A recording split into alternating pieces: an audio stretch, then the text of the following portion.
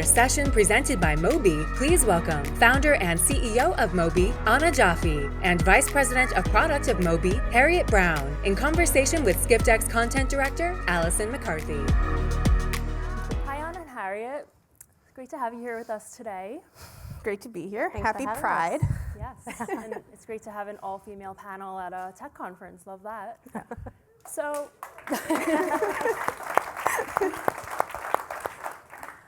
as I was prepping for this session, something that stood out to me was that Mobi is described as a collaborative AI company, and I thought that term was super interesting. So I want to hear, what does collaborative AI mean to you? How does it provide value to your users? And how are you thinking about AI in travel in general? So I think collaborative AI really has a dual meaning. The first is, how do people interact with tools powered by AI? I don't think it's so much about automating it. It's about supporting and assisting and helping people find the things that they're really looking for, and using AI for the really hard parts of the problem, which is, in a travel context, space and time. Right? Like, we're looking for, you want to go to a restaurant. Well, when is that restaurant open? You want to go to a place. How far away is it from me? It changes throughout the year. Is it a warm time or a cold time when you might want to go to the beach? So how do we help people express what they're looking for, understand some of the constraints, and then really collaborate with them to help them find the thing that they're looking for? Yeah, and I think the other half of the answer when we think about collaborative AI is, we think about both how can AI do things for people they otherwise couldn't do, and then how can different AI tools collaborate with each other to get to really, really excellent answers. So like, an analogy for that is, like, if you think about AI like a zoo, right? Generative AI might be the giraffe, but you have a zebra and a fish, right? And those might be expert systems or constraint programming or and so one of the questions that we try to answer as a company in a travel context is, how can you get to a truly collaborative AI that's fast, that's trustworthy, that's responsive, and does things people otherwise couldn't? Right, so I feel like when we talk about AI, there's so much focus on augmentation, automation, so that collaboration point is just really interesting. So there's a lot of startups out there and even more established brands who are using data and AI to pull together these really unique, personalized experiences for travelers, but it feels like no one's really gotten it 100% right yet. There's been a lot of challenges. So what has the struggle been in your perspective, and what is Mobi doing differently? So personalization is really interesting, and I feel like it's kind of the holy grail that everybody's been trying, the nut that everybody's been trying to crack for the last couple of decades. And I think what's so difficult about it is, if you're trying to look at people's previous behavior and then use that to predict what they're going to do in the future, in travel, it's very difficult to do. Not everybody, maybe there's a small segment of highly frequent, highly loyal, highly predictable travelers for which you can do that. But many travelers don't travel lots per year. And even if you know that I'm likely to go on winter break, what I want this winter may be very different than what I wanted last winter, and how are you ever going to know that? So the way that we've been thinking about it is, instead of trying to predict or divine who somebody is and what they want, just let them ask a really personal question and get a trustworthy response, and just help them find what it is that they're looking for. And to do that, similar to what Drew was showing, is you've got to kind of break out of the 4 boxes of where do you want to go and when do you want to go, and just let them kind of ask what it is that they're looking for. Yep. And I think the title of the conference is also part of this answer. So if personalization is asking really, really personal questions, then you also have to give a good and deeply personal answer. When we started as a travel company, we had a sort of like deep tech planning and optimization background. And we assumed that all the world's data would be there and available to us, and we could tap into it and use it. And what we learned is, actually, we had to do about a decade's worth of very hard work to pull the data out of GIS systems, right? Like out of OpenStreetMaps, out of OTA, like out of all of these sources, to synthesize it, structure it, and then be able to answer the types of questions that Harriet was asking, right? Like, what is good in the winter? What is good if I have a child, et cetera? So I feel like so much about personalization and the industry's focus on it, right? It all comes down to loyalty. And that's such a huge focus and like the ultimate goal of a lot of travel brands right now. So talk to me about how loyalty fits in here. I think a lot of brands have been focused on transactional loyalty, right? How do I get them to come back, earn points? There's been the prevalence of the branded credit cards and how can I get people to spend more money with those credit cards, earn some points, redeem them, and kind of keep that economy going. That only works as well as until there's the next better card that gives me a better value and people move around and whatnot. At Mobi, we spend a lot of time thinking about emotional loyalty, which actually goes beyond just what is more convenient or what is a higher value or a lower price to me. It's creating a connection with a person that kind of goes beyond all of that, right? It's when somebody, a concierge at a hotel, recommends an activity for your kids and it's the highlight of their trip, you build loyalty to that hotel and you want to go back because there was a person there who made it better for you. And travel and hospitality is such a wonderful industry because there's so many opportunities to do things like that. Companies that I talk to, so many of them talk about, well, their people are their best assets.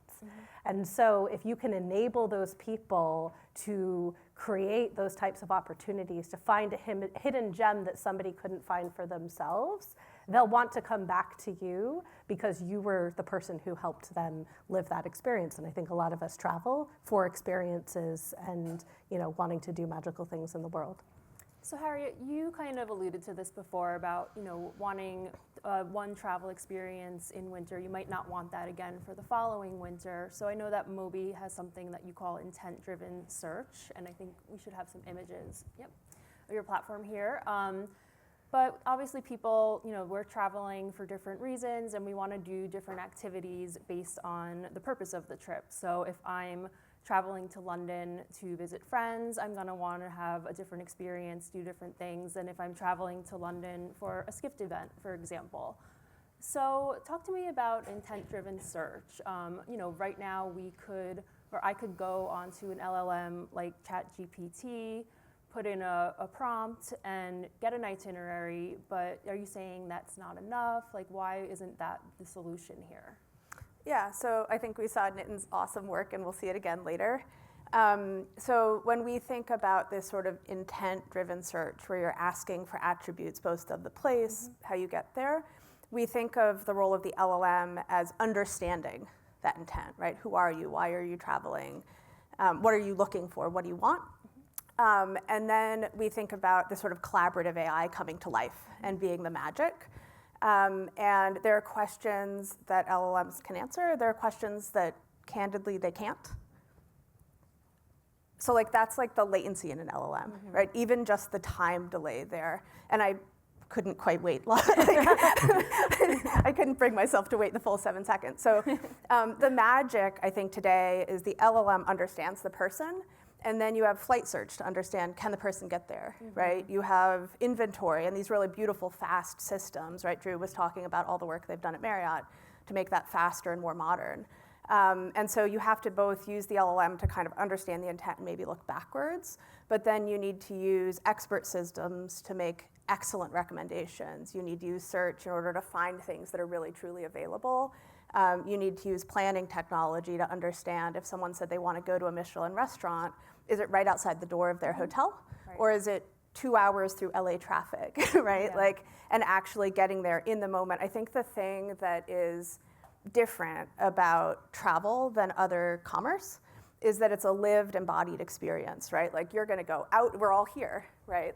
We're gonna go out in the world, we're gonna feel the thing. And at the end of the day, emotional loyalty comes from that lived experience. It comes from what actually happens. It comes from the embodiment of the promise when you sell the thing. And I think it's the collaboration between all the techniques that really are going to get us there in a way that will blow people's minds. And I think that that's the exciting part, right? We haven't really had technology in travel that's blown people's minds. And I think this conference is sort of in the year that I think we'll start to get to do that. Sure. So I feel like there's a lot of companies in travel that they have the data, they want to use AI to maybe improve their internal operations or to improve the services or products they deliver customers, but they might not know what steps to take to begin. So what advice would you give them? Well, I think Marriott's approach of like, do it, try, right, learn by doing. We had a partner who I think also described it in a really nice way. He said when he was at Sloan doing his MBA, they drew a graph. And the graph axis was, is the thing easy or hard for you? And is it not that important or critical, right? And if it is not that hard, or if it's quite hard to do and not important, buy it from a vendor, right? If it's easy to do but absolutely strategic, do it yourself. If it is outside your comfort zone, if it's in this upper quadrant and it's really hard to do, partner, right? Like find someone where that quadrant is their absolute strength, where for them it's easy. And so I thought that was a really beautiful guide, and I'd encourage people to kind of follow it. So going back to partnering, I know that Mobi's partnered with smaller brands, you've partnered with more established brands. So what makes a partnership successful in your perspective? When we work with partners, I think a lot of people have use cases. You've probably got laundry lists of use cases.